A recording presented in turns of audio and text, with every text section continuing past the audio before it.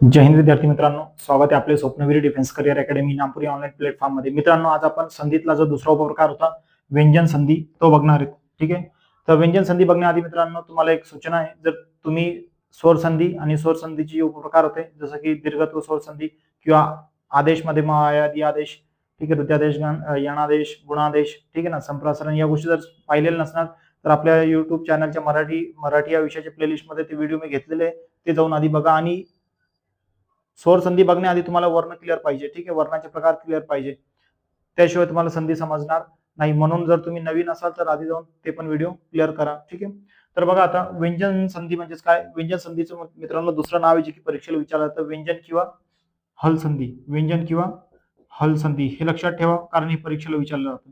ठीक आहे, व्यंजन संधीचं दुसरं नाव काय आहे? हल संधी. आणि स्वर संधीचं दुसरं नाव काय होतं ते तुम्ही मला कमेंट मध्ये सांगा.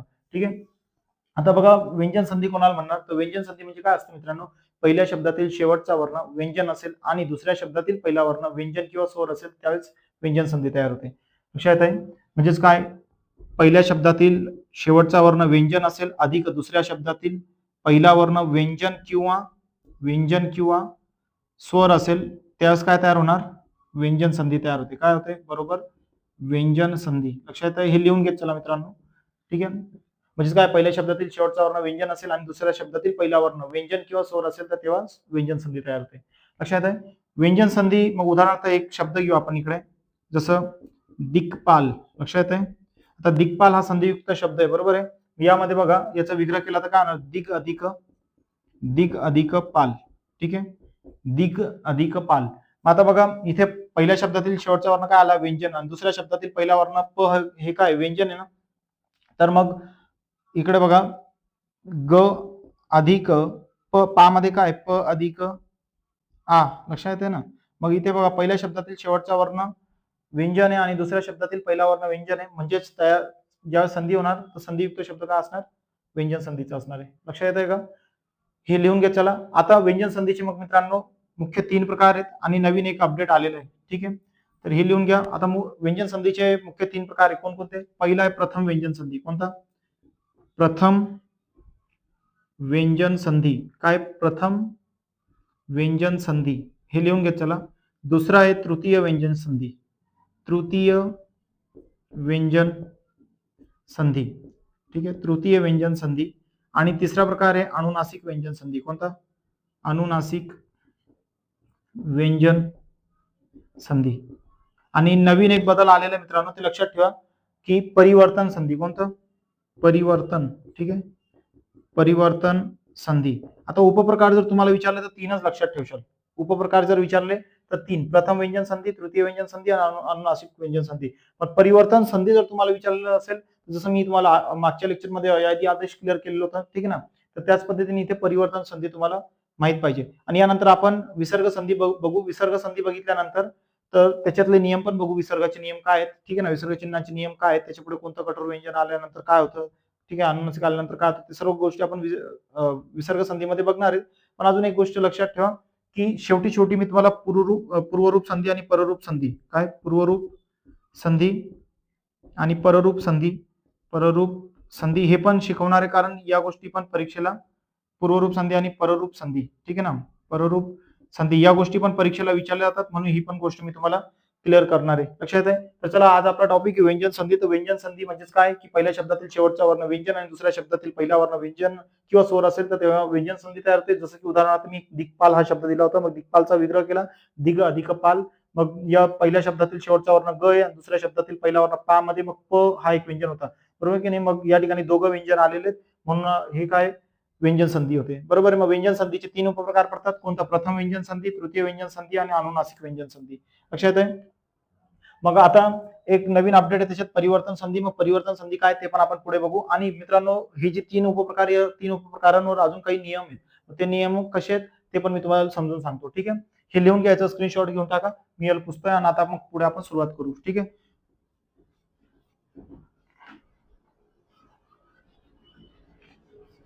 बघा. मग आता त्याच्यात पहिला उपप्रकार आहे मित्रांनो, कोणता, प्रथम व्यंजन संधी. काय, प्रथम व्यंजन संधी. कोणता आहे, प्रथम व्यंजन संधी. तर प्रथम व्यंजन संधी कोणाला म्हणणार, तर बघा इकडे स्पर्श व्यंजनांपैकी अनुनासिकाशिवाय, म्हणजे अनुनासिक सोडून स्पर्श व्यंजनांपैकी अनुनासिकाशिवाय कोणत्याही व्यंजनापुढे कठोर व्यंजन, काय म्हणताय, अनुनासिका शिवाय कोणत्याही व्यंजनापुढे कठोर व्यंजन आले असता त्या व्यंजनाच्या जागी त्याच्याच वर्गातील पहिले कठोर व्यंजन येऊन संधी होते, यालाच प्रथम व्यंजन संधी असे म्हणतात.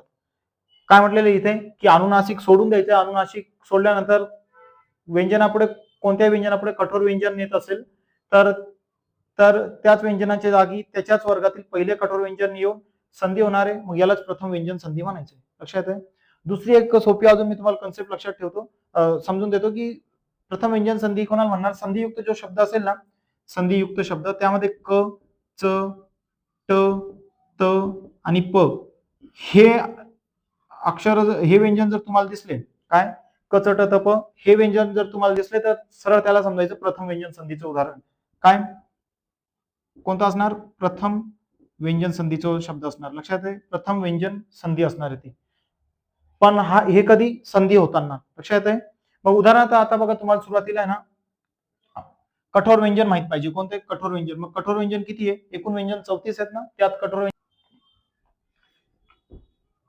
आता बघा कोणकोणते आहे, मग क, च, ट, त आणि प. मग क ख, क ख, ग घ, क ख, ग घ आणि घ. लक्षात आहे, क ख, ग घ आणि घ. त्यानंतर च छ, ज झ आणि ज. याला घ म्हणायचं, ड म्हणायचं नाही, ठीक आहे. आणि याला ज म्हणायचं, त्र म्हणायचं नाही. लक्षात येते ना, त्र वेगळा असतो, त्र असा लिहिला जातो. लक्षात आहे का, हा काय ज आहे. त्यानंतर ट ठ, ड ढ आणि ण बाणाचं ण, जसं पुणे पाणी गणित. लक्षात येते का, महा न बाणाचं ण. त थ, द ध आणि न कोणाचा, नकट्याचा. प फ, ब भ आणि म कोणाचा, मुसळ तोंड्याचा. लक्षात आहे. आता ही गोष्ट लक्षात आहे. आता बघ या ठिकाणी यांचे पाय मोडून लिहायचे, कारण व्यंजनांची नेहमी पाय मोडून लिहिले जातात, कारण त्यामध्ये स्वर नसतो. स्वर मिसळल्यानंतर व्यंजनामध्ये अक्षर तयार होतो. हे सर्व मी वर्णमालेत डिटेल समजून सांगितलेलं आहे, ठीक आहे ना. तू जर नवीन असशील तर वर्ण आणि वर्णाचे प्रकार तो पण व्हिडिओ जाऊन बघशील. आता बघ या ठिकाणी काय म्हटलेलं आहे की अनुनासिक सोडून द्यायचं आहे आणि कठोर व्यंजनापुढे कोणत्याही व्यंजनापुढे कठोर व्यंजन येत असेल तर त्या व्यंजनाच्या जागी त्याच्याच वर्गातील पहिले कठोर व्यंजन येऊन संधी होते. उदाहरणार्थ आता इथे एक शब्द दिलेला आहे, विपत्काल. मी हा विपत्काल हा शब्द घेतलाय, कोणता, विपद अधिक काल. याचा विग्रह असा होणार, या द च्या जागी काय घेतोय, त घेतोय. म्हणजेच मग बघ हा तिसरा आहे ना, याच्या जागी काय घेतोय, प्रथम घेतोय. लक्षात आहे, संधी होताना. मग हा काय होणार, द चा, द क मध्ये द अधिक क, बरोबर की नाही. बरोबर काय होणार, मग द अधिक क बरोबर काय होतं इथे, क होतोय. लक्षात आहे का नाही, क होतोय. समजतंय. म्हणून विपत्त काल हा शब्द संधीमध्ये तयार होतोय. मग आता बघ, संधी होताना मी तुला बोललो की क च ट त प या हे प्रथम व्यंजन संधियुक्त शब्दात असणार आहे. मग या द च्या जागी काय घेतलेलं आपण, त्यात हा कठोर व्यंजन होता. कठोर व्यंजन द च्या पुढे पुन्हा एक कठोर व्यंजन आलेलं आहे. या कठोर व्यंजन आल्यामुळे काय घेतलं आपण, याच्या जागी त्याच्याच वर्गातील पहिला कठोर व्यंजन घेतलेला आहे. लक्षात आहे का, त्याच्या जागी पहिला कठोर व्यंजन घेतलेला आहे. जसं की हा द होता, द च्या जागी आपण त घेतलेला आहे. लक्षात आहे. आता याला तुला शब्द ओळखायचे असतील तर लक्षात एक सोपी ट्रिक काय ठेव, क च ट त प हे आले तर प्रथम व्यंजन संधी. कधी, संधी होताना. लक्षात आहे, संधी होताना, एवढं लक्षात ठेव. त्यानंतर दुसरं आहे वाक्पती. काय, वाक्पती. तर वाक्पतीचा विग्रह काय होणार, वाघ अधिक पती. लक्षात आहे.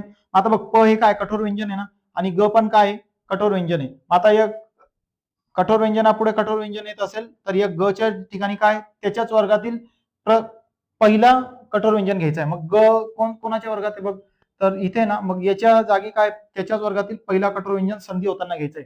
मग ग च्या जागी काय येणार, क येणार. लक्षात आहे. मग ग च्या जागी काय येतंय, क. म्हणून या ठिकाणी शब्द काय तयार झालाय, वाक्पती. बघ, वाक्पती. लक्षात आहे. आणि मग तू याच पद्धतीने आपत्कालचं काय होणार मला कमेंट बॉक्समध्ये सांगणार आहे. लक्षात आहे. आता पुढे बघू आपण, दुसरा नियम आहे तृतीय व्यंजन संधी. तर तृतीय व्यंजन संधी कोणाला म्हणणार, तर बघ, स्पर्श व्यंजन गटातील कठोर व्यंजनापुढे अनुनासिका खेरीज, म्हणजे अनुनासिक सोडून द्यायचंय. स्पर्श व्यंजन गटातील कठोर व्यंजनापुढे अनुनासिका खेरीज स्वर किंवा मृदू व्यंजन आल्यास त्याच्या जागी त्याच वर्गातील तिसरे व्यंजन येऊन संधी होते. याला तृतीय व्यंजन संधी म्हणतात. म्हणजे थोडक्यात जसं इथे आपण प्रथम व्यंजन संधीमध्ये बघितलं क च ट त प हे असणार संधी होताना, तर तेव्हा तो शब्द प्रथम व्यंजन संधीचा असेल. तृतीय व्यंजन संधीमध्ये काय असणार, तृतीय व्यंजन संधीमध्ये की हे बघ, ही तिसरी लाईन दिसते का, ही तिसरी लाईन लक्षात आहे, ही तिसरी लाईन. तर लक्षात ठेवायला कोणते, बघ ग ज ड ग ज ड, त्यानंतर ग ज ड द आणि ब, काय द आणि ब, हे जर आले तर याला काय म्हणणार, संधी होताना जर हे तुला हे शब्द दिसत आहे तर याला काय म्हणशील, याला काय म्हणशील, तृतीय व्यंजन संधी. काय म्हणायचंय, तृतीय व्यंजन संधी. तृतीय व्यंजन संधी म्हणणार. संधी होताना जर तुला हे शब्द दिसत आहेत, हे अक्षर सॉरी हे व्यंजन दिसत आहे, ग ज ड द ब, ग ज ड द ब हे जर व्यंजन दिसत असेल तर तो शब्द तृतीय व्यंजन संधीचा असणार आहे. लक्षात येते. आता बघ उदाहरणार्थ इथे एक शब्द दिलेला सदाचार. मग सदाचारचा विग्रह काय होणार, सत अधिक आचार. काय होतंय, सत अधिक आचार. मग बघ सत अधिक आचार मध्ये आता हत्त काय कठोर व्यंजन आहे, त्यापुढे स्वर आलेला, बघ स्वर आलेला आहे, म्हणजेच मग या ठिकाणी काय होतंय, तच्या जागी त्याच्याच वर्गातील तिसरं कठोर व्यंजन घ्यायचंय. मग आता इथे त आहे ना, या तच्या जागी काय घेतो आपण, तिसरं व्यंजन घेतोय. लक्षात आहे, तच्या जागी तिसरं व्यंजन घेतोय. मग हे तच्या जागी काय घेतलंय, तिसरं व्यंजन संधी होताना, मग काय आलं, सदाचार. मग बघ इकडे द आलेला आहे ना, तृतीय व्यंजन संधी म्हणजे संधी होताना. लक्षात आहे का नाही, म्हणजे सत आचार मध्ये या पद्धतीने तृतीय व्यंजन संधीचं उदाहरण असणार आहे. नंतर तदाश्रय. मग तदाश्रय त काय इकडे, तदाश्रय मध्ये काय, तत अधिक आश्रय, बरोबर की नाही, तत अधिक आश्रय.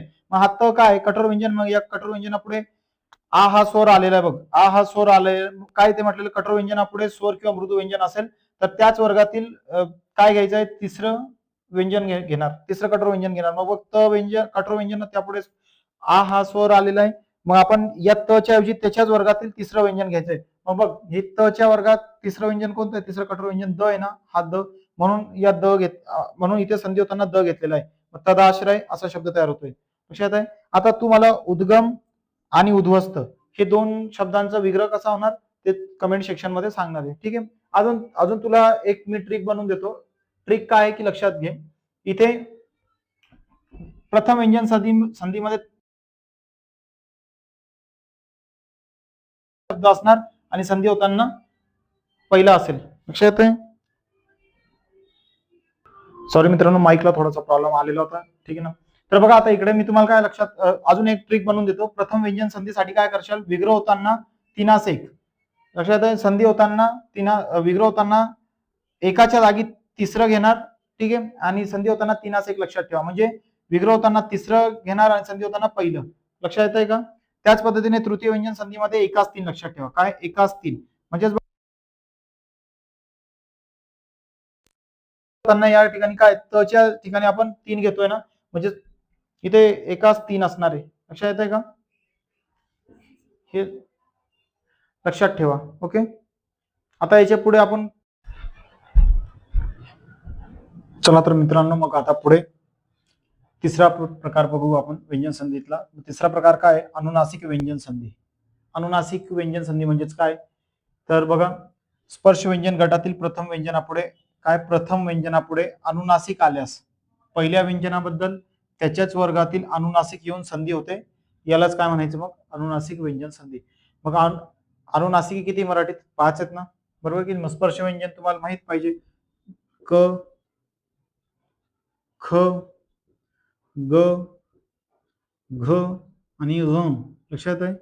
त्यानंतर यांची लंगडी मारून लिहा. काल याची मी बोललोय, क च ट त क च ट त आणि हो. ठीक आहे. यांची लंगडी मारून लिहायची. च छ ज झ च छ ज झ आणि ज. ठीक आहे. त्यानंतर ट ठ ड ढ आणि न बाणाचा न. ठीक आहे. त थ द ध आणि न नळाचा न. प फ ब भ आणि म. लक्षात आहे. आता बघा स्पर्श व्यंजन गटातील प्रथम व्यंजनापुढे अनुनासिक आल्यास पहिल्या व्यंजनाबद्दल त्याच्याच वर्गातील अनुनासिक येऊन संधी होते, यालाच अनुनासिक संधी असं म्हणायचे. उदाहरणार्थ या ठिकाणी एक शब्द दिला आहे सन्मती. मग सन्मतीचा विग्रह बघा कसा होणार, सत अधिक मती. लक्षात आहे, सत अधिक मती. मग आता इथे सन्मती बघा, आता या तच्या पुढे काय आहे, तच्या पुढे अनुनासिक आलेला आहे ना, तच्या पुढे अनुनासिक आहे, बरोबर की नाही. मग या त बद्दल काय करणार, त्याच्याच वर्गातील अनुनासिक घ्यायचं आहे. मग बघा आता तच्या पुढे अनुनासिक आलेलं आहे, मग आता या तच्या पुढे त्याच वर्गातील अनुनासिक घ्यायचं आहे संधी करताना. म्हणजेच मग काय बघा इथे या त साठी काय घेतलेलं न, म्हणजेच मग हा त या तच्या ऐवजी न घेतलेला आहे आणि तो न या अनुनासिक मध्ये मिक्स केलेला आहे, जसं की बरोबर आहे. म्हणजेच काय होणार मग इथे सन्मती. लक्षात आहे, या पद्धतीने हा शब्द तयार होतोय. त्यानंतर चिन्मय. आता चिन्मयचा विग्रह कसा होणार मित्रांनो, तर बघा चित अधिक मय. ठीक आहे ना, चितमय. मग आता या ठिकाणी पुन्हा त्याचे हात प्रथम व्यंजन आहे ना, स्पर्श व्यंजन गटातील त हा प्रथम व्यंजन आहे, बरोबर की नाही. म्हणजे पहिल्या पहिले कठोर 10 व्यंजन होते त्यात प्रथम व्यंजन आहे बघा त. मग तच्या पुढे अनुनासिक म आलेला आहे, लक्षात आहे, तच्या पुढे अनुनासिक म आलेला आहे. म्हणून त्यासाठी काय करायचं आपल्याला, या त ऐवजी त्याच स्पर्श व्यंजन गटातील अनुनासिक घ्यायचं. मग त साठी न हा घेणार, बरोबर की नाही, चिन्मय. मग याच पद्धतीने तो पण शब्द तयार होतोय, चिन्मय. लक्षात आहे. आता वाङ्मयचा विग्रह तुम्ही मला कमेंट मध्ये सांगणार कसं होणार, ठीक आहे. त्यानंतर व्यंजन संधीमध्ये जो आता नवीन बदल झालेला परिवर्तन संधी ते बघू आपण. तर मित्रांनो परिवर्तन संधी कोणाला म्हणणार, तर बघा अ किंवा आ सोडून कोणत्याही स्वरापुढे स आल्यास स चा श होतो, यालाच परिवर्तन संधी असं म्हणायचंय.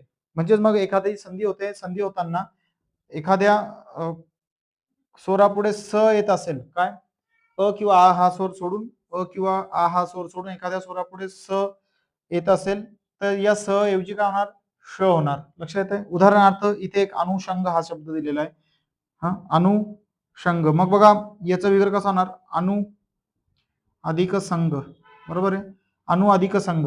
या नु मध्ये काय मित्रांनो, न अधिक उ, पहिला उकार आहे म्हणून रस्व अधिक स, बरोबर की नाही. आता या उ हा स्वर आहे, बरोबर आहे, उ हा स्वर आहे, मग या स्वरापुढे स आलेला आहे बघा, उ या स्वरापुढे स आलेला आहे. मग बरोबर या स ऐवजी काय होणार, इकडे परिवर्तन होणार, त्याच्यात बदल होणार, तो काय होणार, श होणार. म्हणून या ठिकाणी अनुषंग हा असा शब्द तयार झालेला आहे, ठीक आहे. नंतर एक दुसरा अजून शब्द इथे विषम. तर बघा विषम मध्ये काय होतंय, वी अधिक सम. याचा विग्रह असा होणार वी अधिक सम. मग बघा वी मध्ये काय, व अधिक रस्वई आहे, व अधिक रस्वई अधिक स, बरोबर आहे. म्हणजे मग बघा आता इथे या ठिकाणी काय अ किंवा आ हा स्वर टाळून रस्वई घेतलेला आहे, बरोबर की नाही, रस्वई अधिक स. म्हणजेच मग काय होणार, या स ऐवजी बदल काय होणार, श होणार, ठीक आहे. म्हणून या ठिकाणी शब्द घेतलेला आहे विषम. लक्षात आहे मित्रांनो. बघा आज आपण व्यंजन संधी आणि त्याचे उपप्रकार पाहिलेले. आता याच्यात काही नियम आहेत अजून, जसं च चा नियम, ट चा नियम, मग कोणत्या स्वरापुढे काय येणार, तर आपल्याला नियम लक्षात ठेवायची काही गरज नाही, परीक्षेला नियम काही विचारले जात नाही. फक्त तुम्ही यासाठी ना प्रॅक्टिस जास्तीत जास्त करा, ठीक आहे. पुस्तकांमध्ये अनेक सारे शब्द दिलेले आहेत. हे तीन उपप्रकार तुमच्या लक्षात आले असतील. आणि परिवर्तन संधी जर समजलेली असेल तर बघा सर्वात जास्त नियम अनुनासिक व्यंजन संधीमध्ये, ठीक आहे ना. अनुनासिक व्यंजन संधीतले तुम्हाला नियम लक्षात ठेवायची गरज नाही, कारण नियम विचारले जात नाही. फक्त शब्द पाठ करा किंवा शब्द बघा आणि त्याचा विग्रह जाणून घ्या, ठीक आहे. कारण तुम्हाला कधी कधी परीक्षेत विग्रह दिलेला असणार, त्यापासून तुम्हाला संधी करायला लावतात, आणि कधी कधी संधी असेल तर विग्रह करायला लावतात. पण त्यासाठी हे जे 3 नियम होते, ठीक आहे ना. प्रथम म्हणजे व्यंजन संधी, प्रथम व्यंजन संधी, तृतीय व्यंजन संधी, अनुनासिक व्यंजन संधी, या 3 गोष्टी जर तुम्हाला क्लिअर असतील तर आता तुमचं व्यंजन संधी या प्रकारवरचा कोणताही प्रश्न आला असेल तर त्याचा मार्क आता जात नाही, ठीक आहे. मग मित्रांनो आज आपण इथेच थांबूया. जय हिंद, जय महाराष्ट्र.